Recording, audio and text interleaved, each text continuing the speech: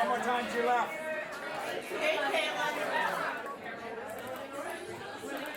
And Charlotte, right over the plate for me. Right over the plate for me.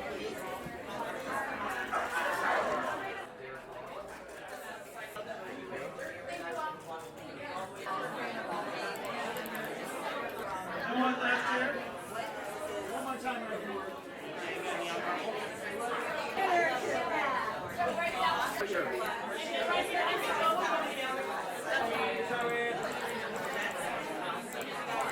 Thank you. And right over here.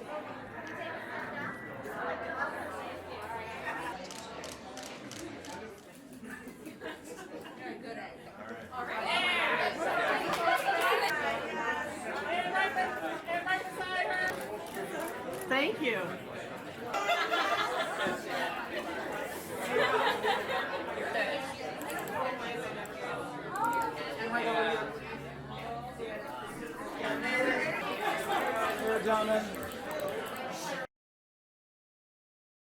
We kind of blew up the show at the end of season 2, which was really scary, but that's something we always try to do, is just keep things fresh and scary, and you never know what's going to happen. We weren't really sure what we were going to do with the two of them. Definitely no romance. They're more like brother and sister, but we found that once we moved them into the new spot, you can't have them be too successful, otherwise there's no show. They're going to go through their own trials and tribulations. David's known Joe for many, many years. They went back to college together, and we just thought it'd just be a really fun foil for Ian. Pretty much everyone from Mythic Quest is now in a completely different role. Everyone's been uprooted, everyone's got a completely new challenge to deal with.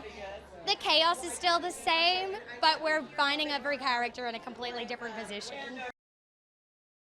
I think that Poppy and Ian have an amazing will they, won't they going, but it's like, will they, won't they figure out how to work healthily together rather than will they, won't they kiss? I mean, it was kind of an incredible space to work in. Weird, for sure. I can't wait to see what people think. Like, completely different from the Mythic Quest set, but the GrimPop set is like a work of art. I played Joe Manganiello on Mythic Quest. What's interesting is that, David Hornsby and I went to Carnegie Mellon together. So he knows me pretty well. And also, when you're talking about a show that's about video gaming and kind of that whole world, I exist probably because of my relationship to Dungeons and Dragons over the years. So it's fun. It's a really fun part. I can't tell you everything because there's big surprises, but I will tell you that there is a showdown between me and Rob's character, Ian. Well, in season 1, we really established that Joe has this obsession and unhealthy drive towards power. And then in season 2, we watched that addiction turn evil until she basically crashes and burns. And in season 3, we see what happens when she's trying to be more reformed. This season, we see a softer side of Joe. We see what happens when she's told she can take an afternoon off to hang out with her friends and she doesn't really have any. And so we see what it's like for her to try to bond with the other women in the show, which is, messy to say the least. They go out to brunch, which is a place in which she does not really fit in. And so then she takes them to a place where she feels more comfortable bonding, which is like a demolition site.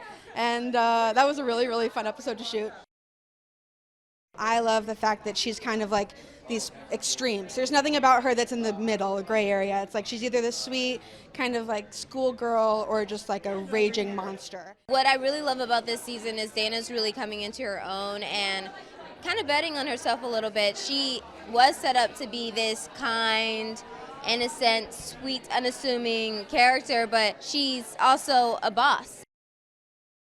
She's black, she's queer, young, and she's the new generation who's willing to put in that work and take what she's learned from her bosses and put her own twist on it.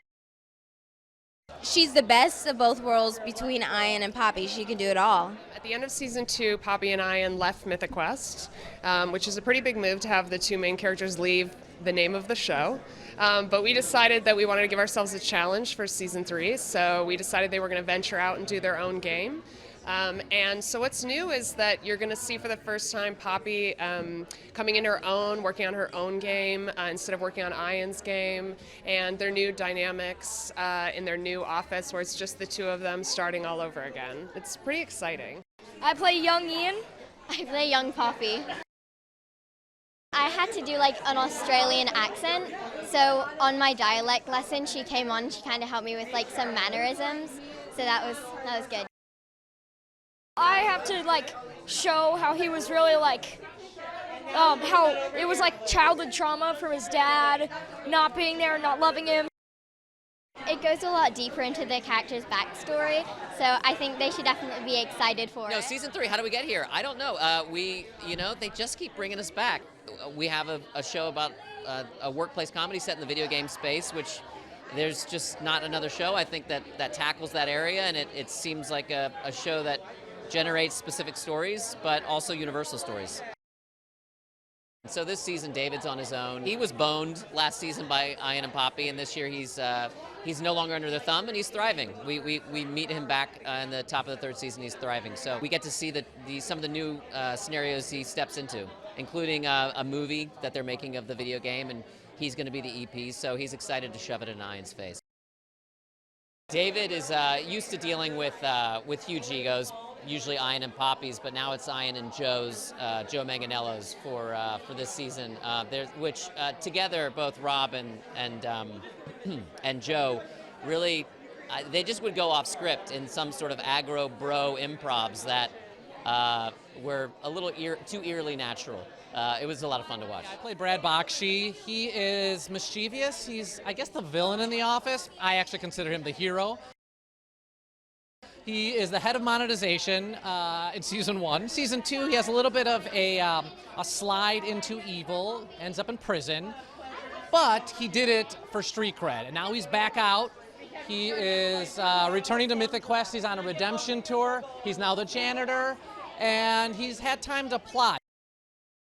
The nice thing about a season 3 is that we all know our characters and have had time to really dig into them, and our show is stretched. Like, we've had some standalone episodes that are really dramatic and special. Rachel is having a little bit of an existential crisis. I don't want to spoil anything, but one of our characters sort of sees a vulnerability in her that he thinks he might be able to exploit. So I think that's kind of where it goes. We just have the nicest and most gracious ensemble. I really love all of our cast, and our crew is amazing.